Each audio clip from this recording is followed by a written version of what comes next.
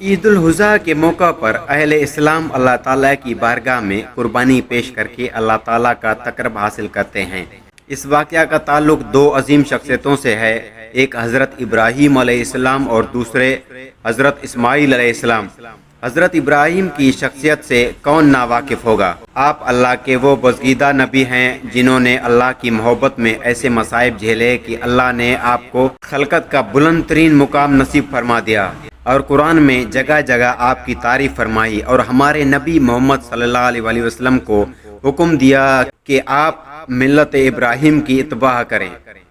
آپ ہی وہ شخصیت ہیں جنہوں نے اللہ کے حکم سے کعبۃ اللہ کی تعمیر فرمائی، حج کا اعلان کیا اور حج جیسی مقدس عبادت کی تعلیم دی۔ حضرت ابراہیم علیہ السلام جب اپنے وطن عزیز سے ملک شام کی طرف ہجرت فرمائے تو آپ کے ساتھ آپ کی بیوی حضرت سارہ علیہ السلام بھی تھی۔ جب آپ نے درمیانی منزل مصر میں قیام فرمایا تو وہاں کے بادشاہ نے حضرت سارہ علیہ السلام پر بدنیتی سے دست درازی کی، جس کی وجہ سے اللہ تعالیٰ نے اس کے ہاتھ شیل کر دیے۔ حضرت سارہ کی یہ کرامت دیکھ کر بادشاہ متاثر ہوا اور حاجرہ نامی ایک باندی حضرت سارہ کی خدمت میں پیش کیا، اور حضرت سارہ نے اس باندی کو اپنے شوہر حضرت ابراہیم علیہ السلام کو حبا کر دیا، اور حضرت ابراہیم علیہ السلام نے ان کو اپنی نکاح میں لے لیا۔ پھر ملک شام میں جا کر سکونت اختیار فرمائی، مگر ایک طویل مدت تک آپ کے یہاں کوئی اولاد نہیں ہوئی، یہاں تک کہ آپ کی عمر تقریباً 86 برس کی ہو گئی تو آپ نے اللہ سے اولاد کے لیے دعا فرمائی کہ اے میرے رب، مجھے صالحین میں سے ایک صالح بیٹا عطا فرما۔ پھر کیا ہوا؟ اللہ نے آپ کو ایک بربادر بیٹے کی بشارت دی۔ جب اللہ نے آپ کے دعا قبول فرمائی تو آپ کے گھر حضرت حاجرہ کے بدن سے ایک حسین و جمیل بچہ تولد ہوا جس کا نام اسماعیل رکھا گیا۔ اس کے بعد اللہ نے آپ کو بعض مسلطوں کی وجہ سے حکم دیا کہ آپ اپنی بیوی اور بیٹے دونوں کو مکہ کے گیا وادی میں چھوڑ آئیں، اور ابراہیم علیہ السلام نے اللہ کے اس حکم کی تعمیل کی۔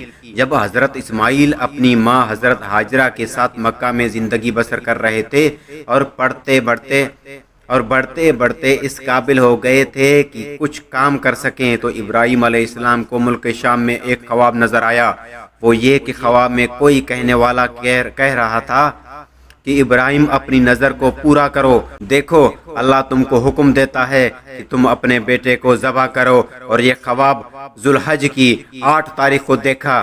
جب صبح ہوئی تو سوچنے لگے کہ یہ کیا خواب ہے اور یہ اللہ کی جانب سے ہے یا شیطان کی طرف سے۔ اس لیے 8 ذوالحج کو یوم التراوی یعنی تفکر و تذبذ کا دن کہا جاتا ہے۔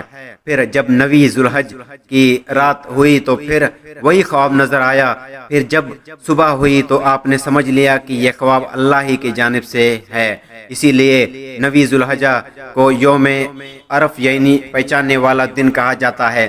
پھر 10 ذوالحج کی رات میں بھی یہی خواب دیکھا اور یہ ارادہ کر لیا کہ اپنے لخت جگر کو اللہ کے راستے میں قربان کر ہی دوں گا۔ اس لیے 10 ذوالحج کو یوم النحر یعنی کہ قربانی کا دن کہا جاتا ہے۔ مگر اس سے قبل کہ آپ اس حکم کی تعمیل کرتے، آپ نے حضرت اسماعیل علیہ السلام سے مشورہ کیا اور اس سلسلے میں ان کی رائے دریافت کی۔ اس پر حضرت اسماعیل نے جواب دیا، وہ واقعی شان نبی کا منظر عتم اور ایک بین روشن علامت ہے۔ آپ کے جواب کو قرآن کریم یوں بیان کیا۔ اسماعیل علیہ السلام نے کہا کہ ابو جان، آپ کو جو حکم ہوا ہے اسے کر گزریے، انشاءاللہ آپ مجھے صبر کرنے والوں میں سے پائیں گے۔